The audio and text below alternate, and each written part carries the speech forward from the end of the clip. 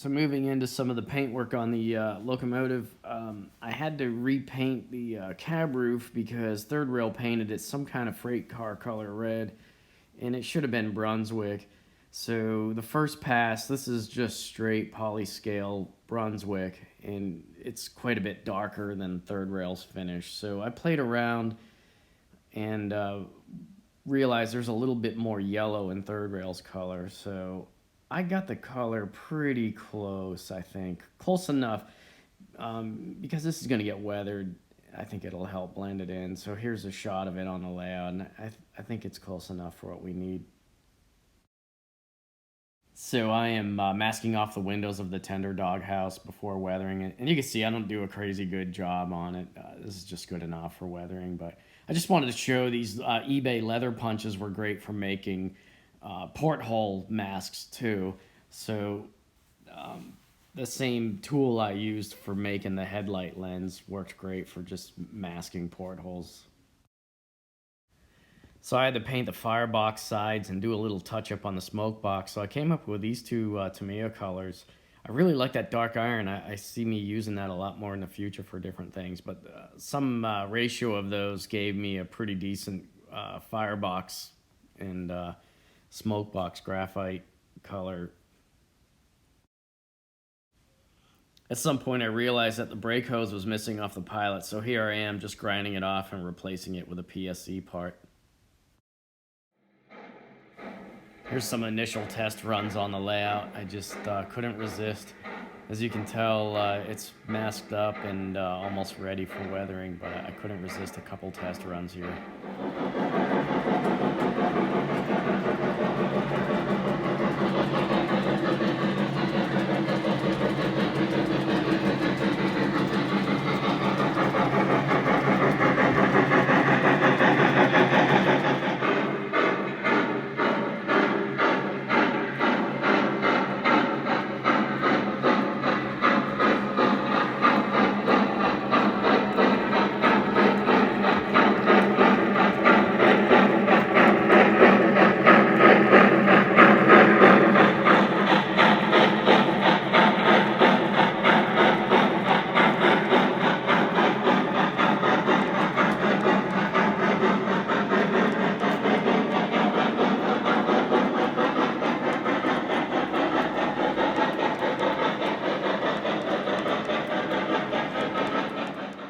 So I decided to make some number boards for the headlight here.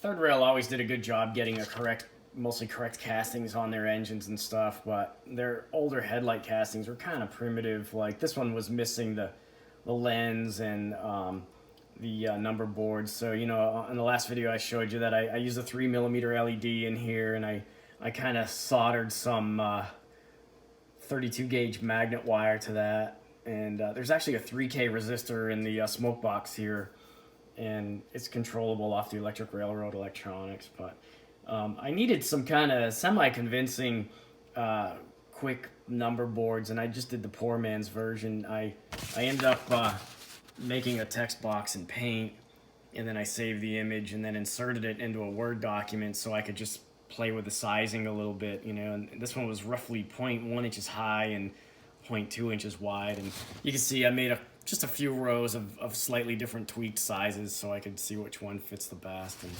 I don't know what font I use. It was probably I think it's called Lucida Console or something like that. It was close enough. I wanted some serifs, I guess. That's about as close as I could get to the Penzi serif and serif font, and I think it's good enough. I don't know if anybody would ever notice it unless I pointed it out, and so there's that. Poor man's number boards. Here's those builder plates from Taichi. I thought they're pretty nice. You get quite a few of them. I wish they had some more Penzi ones, but I had to buy that whole setup just to get this one. So here's one last look at the tender before we wrap this up. I ended up having to double up on the pickup rollers, so I used some different ones for my stash, and being that this was such a low profile setup with very little clearance over the top of the truck, I had to come up with a different way of mounting them, And as you can see, I'm still soldered to the actual pickup arm or whatever. And what I ended up doing was, after I removed the other pickup roller that I kind of recycled from the center of the tender here, I went with this RC board, or this resin board that you can buy off eBay. It's kind of like printed circuit board material, but without copper foil or anything like that. And I've used this a lot in the past for mounting pickup rollers. It's a really strong material, and it's a good insulator, and you can CA it to like anything. So I rip it and cut it to length for the applications I need. And what I did here was I just drilled a larger hole over the top of the truck, and then mounted the RC board here, or resin board, whatever, and then drilled a smaller center hole that I could get the screw through. So the screw happily sat in the larger hole and didn't make any contact with ground. So that's my pickup roller scheme. This is not my cleanest work ever, but there's so many rolling changes to this as I discovered issues during the initial test run. And tragically, one of the lamest things that happened was my Gunrunner John chuff generator kind of died on me. I don't know. I'll take the blame on it. I may have not have set it up the best way. But I had nice 4 chuff set up, cowled on the bench, got the shell back on, and then seemed to have lost it. I found a nice way to calibrate it. I had a nice cal switch set up on the frame. I could actually do it live, but I never could get my 4 chuffs back. I don't know what the deal was. So I kind of removed it and went back to the old tried and true reed switch and magnets, 2 magnets on the tender wheel here. These tender wheels are about, they're 36-inch scale diameter, so they're 3/4 of an inch. The drivers are almost 1.5 inches. I think they're 1.45 inches. So if you get 2 magnets on here, you get real close to 4 chuffs. Close enough for this project. I think I got like 3.88 chuffs per rev, so whatever. I didn't want to have to use this, but man, these things are reliable. Once you figure out the setup, you can CA it in place, and it's good enough. You'll see in the video. That's kind of how my Lionel was set up.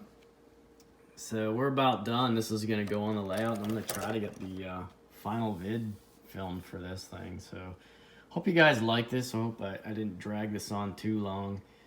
As you can see, when you do these projects, you got to fix a bunch of stuff, address performance shortcomings, and then, you know, always have a plan B if your first plan doesn't pan out correctly. So I don't know, I guess when I get this on the layout, we'll get it filmed.